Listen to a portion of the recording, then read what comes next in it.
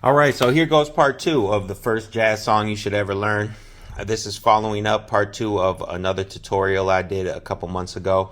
And I promised you guys that if it was people requesting a part two for the more advanced version, I would give it to you. So that being said, here it is. Now, I'm not going to go over anything again that I talked about in the first version. I'm going to assume you guys already watched that or already know that stuff. And I'm going to jump right into this more advanced version. So let me start out. Let me play it for you one time so you can hear how it sounds.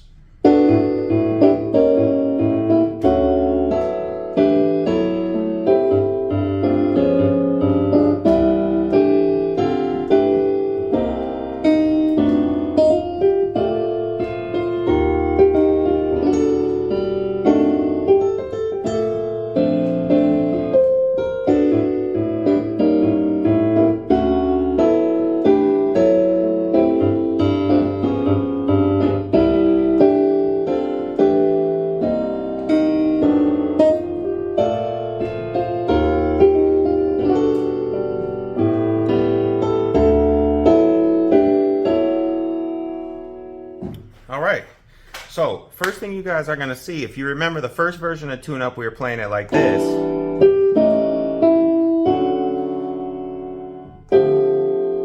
So basically we had the chord right here in our left hand and the melody up here, one note melody in the right.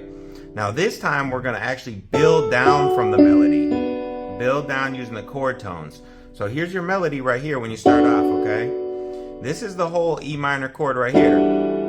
Root, 3rd, 5th, 7th, 9th, 11th. That's the whole chord. So we're actually playing it built from the 5th right here, playing all the chord tones and leaving out the 3rd, which is, we're breaking the rules a little bit, but that's okay. We can get away with it. And with the left hand, we're going to play this pedal tone down here, which is the 5 chord. So it's just ramping up the tension a little bit. So okay. So we're reorganizing it that way. Now, when we get here, keep the pedal tone, and now this is our 5 chord. We got this is our A7th chord. So here's the 7th, here's the flat 9th, here's the 3rd, and here's the flat 5 or sharp 11th. Either way, whatever you want to call it. So you have this. See? So it's more interesting when we were able to put in that flat 9 and that sharp 11th both in there. It gives it a lot of color. It's really nice. So and we can just play our D major 7th like this. So that's just straight up 5th, 7th, and the 3rd right here. Now we go to our little chordal passing tone. So all this right here is, again, you're playing D major 7th again. Actually, it's a sixth chord to be exact.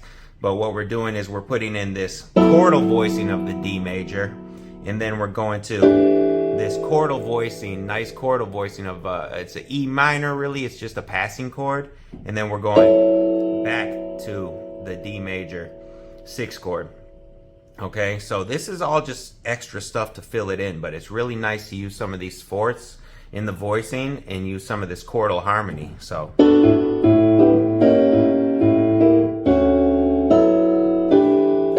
now when we go down to the next key, one step down, we're going to do the same thing. So again, we're building off the 5th of the D minor. This is your D minor. We're starting on the 5th. This is your voicing for the G7th. It's the exact same thing. Flat 9, sharp 11th. And then we're going to end up right here on the C major chord. And again, the same with these passing chords. Go to this nice 6th chord, D minor passing, up to this chordal voicing, again a C major. Okay, so when we go down to the next chord, you can still pedal this too if you want, but I normally come off the pedal here. I actually just voice it something like this. So this will work, or you could do this if you don't want to do the stretch on the 10th, and then use this for your F7. This is nice F7th because you have the flat 9 and sharp 11th in this as well. And then we'll go to, we can use something like this for the B flat major. And this will work for the E flat major. And then the last one, go here for this, basically the same one you started with, but we're not using the pedal anymore. And when you go to the F7, just go here, which is nice for voicing because you have the F root, 7th, 3rd, 13th, flat 9, and the melody up here. And then we can just play something like that for the last chord. Something like this will work fine for the B flat major. So that's basically, that's the way we're going to harmonize it.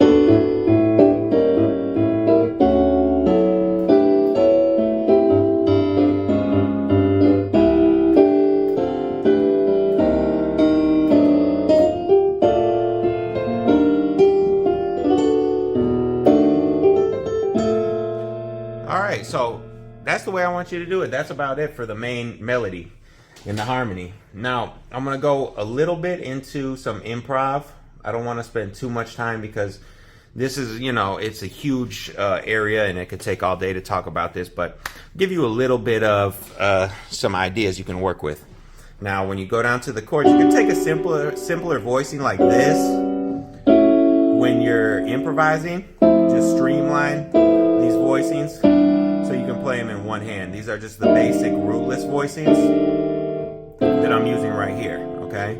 So when I improvise, I'm just going to be using these voices.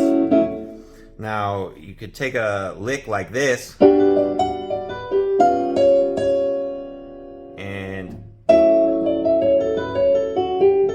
now when you go to the next key, as practice, you can do the same thing.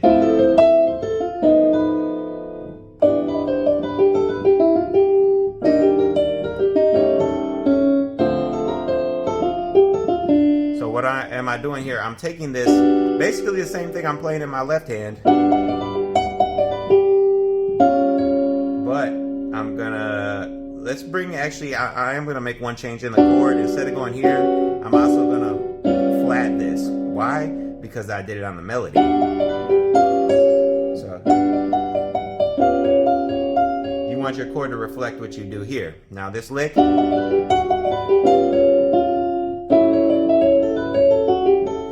good lick to know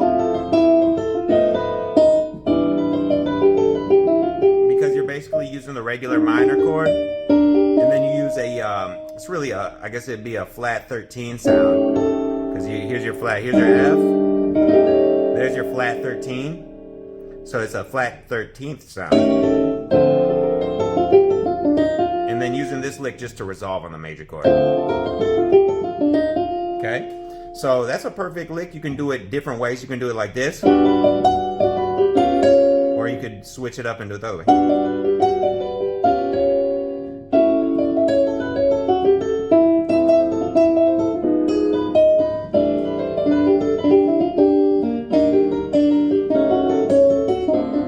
So you see, it's a lot of ways just by putting a little variety and rhythmic wise, or going up, going down, you can switch it up. So that's your first lick.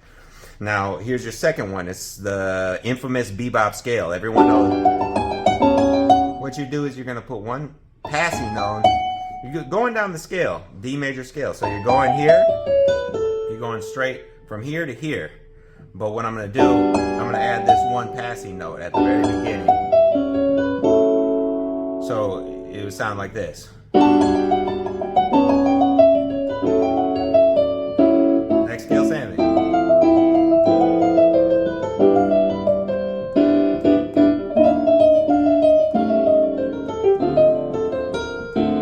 Song's perfect for practice because it goes through 3 keys, so you can practice it through all these different keys.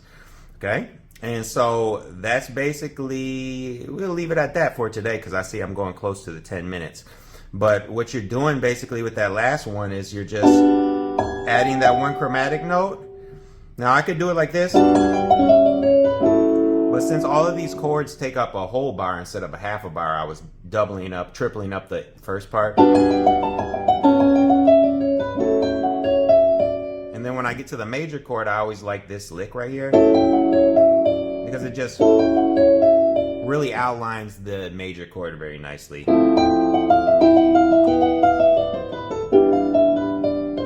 See? So in that way, when you play, you're adding a little bit of chromaticism in there, and you're making not just playing the diatonic notes, although you can make it sound nice just with the diatonic notes alone, especially since it's already changing keys as it is.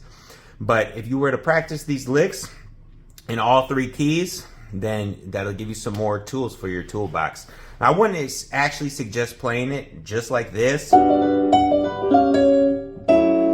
then going and playing the same thing, because it becomes a bit repetitive. But for practice, that's a really good way to practice, because in order to play this stuff, you're going to want to have it really down into your muscle memory, so whenever you want to bust it out, it just comes naturally. So work on these two licks. I'm trying to see if it's any other lick I want to give you, but well, like I said, we'll leave it at that for today because I think I'm going over in time. But I hope that helps everyone. Thank you so much for everyone that watches the channel, that supports, and that comments and likes, and I appreciate you all. And anything else you want to know about, any video ideas, let me know, and think about incorporating it. All right, everyone, have a great day, and peace.